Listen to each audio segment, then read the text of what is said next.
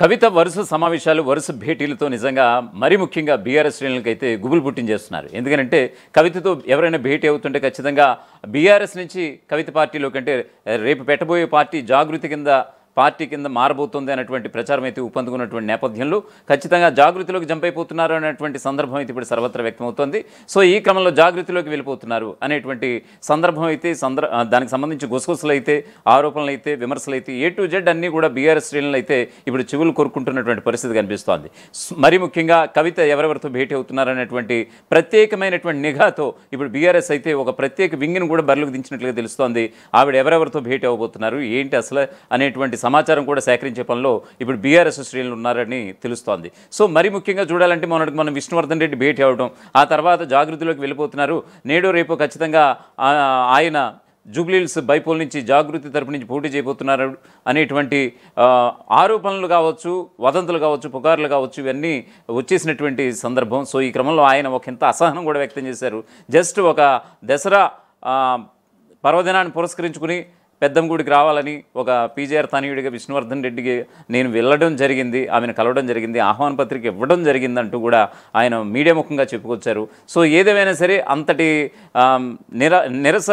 అంతటి అసహనం కూడా వ్యక్తం చేసినటువంటి పరిస్థితి కనిపిస్తోంది.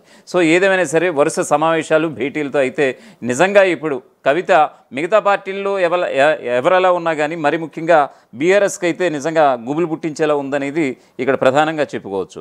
కవిత నివాసానికి అలా వెళ్ళాడో లేదో ఇలా మీడియాలో, సోషల్ మీడియాలో విష్ణువర్ధన్ రెడ్డి తెలంగాణ జాగృతిలో చేరిపోతున్నారని, త్వరలో జరిగే జూబ్లీహిల్స్ ఉప ఎన్నికలు ఆయన జాగృతి తరఫున పోటీ చేయబోతున్నట్లుగా ప్రచారం మొదలైపోయింది. తెలంగాణ జాగృతి అధ్యక్షురాలు ఎమ్మెల్సీ కవిత వ్యవహారం బీఆర్ఎస్ నేతల్లో ఆందోళన కలిగిస్తుందన్నటువంటి చర్చ ఇప్పుడు మొత్తం రాష్ట్ర వ్యాప్తంగా జరుగుతోంది. తండ్రి కేసీఆర్కు రాసినటువంటి లేఖ లీక్, అలాగే తర్వాత పరిణామాలతో కవితను పార్టీ నుంచి సస్పెండ్ చేశారు. దీంతో ఇక సొంతంగా రాజకీయం చేయాలని కవిత భావిస్తున్నట్లుగా తెలుస్తోంది.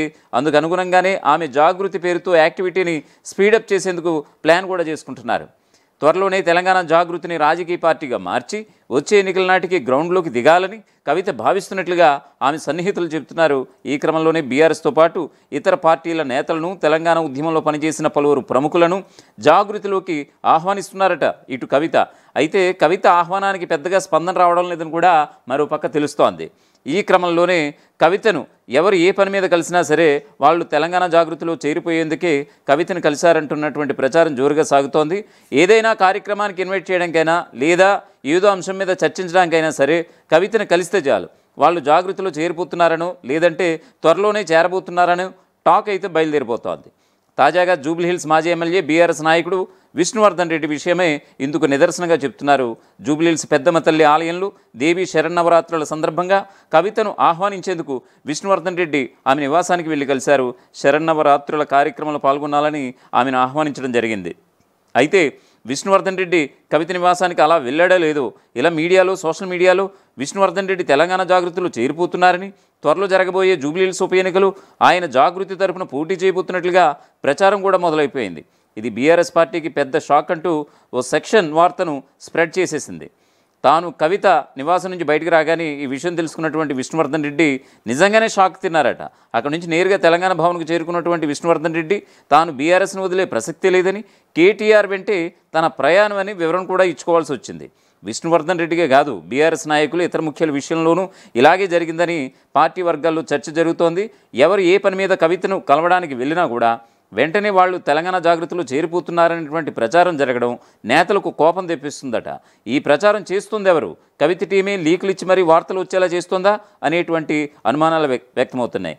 లేదా ఇంకెవరైనా బీఆర్ఎస్ పార్టీలో కన్ఫ్యూజన్ క్రియేట్ చేయడానికి ఇలా ప్లాన్ చేస్తున్నారా అని ఆరా తీస్తున్నారట బీఆర్ఎస్ పెద్ద లీడర్లు. కవితను అలా కలిసారా లేదో ఇలా మీడియాకు, అలాగే సోషల్ మీడియాలో న్యూస్ రావడం చూసి షాక్ అవుతున్నారట. దీంతో ఇప్పుడు కవిత ఇంటికి కాదు కదా ఆ దరిదాపులోకి వెళ్ళడానికే జంకుతున్నారట బీఆర్ఎస్ నేతలు.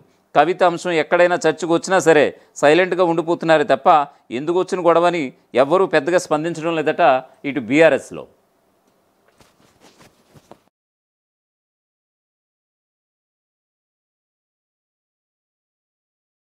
అసలైన తొలి వెలుగు.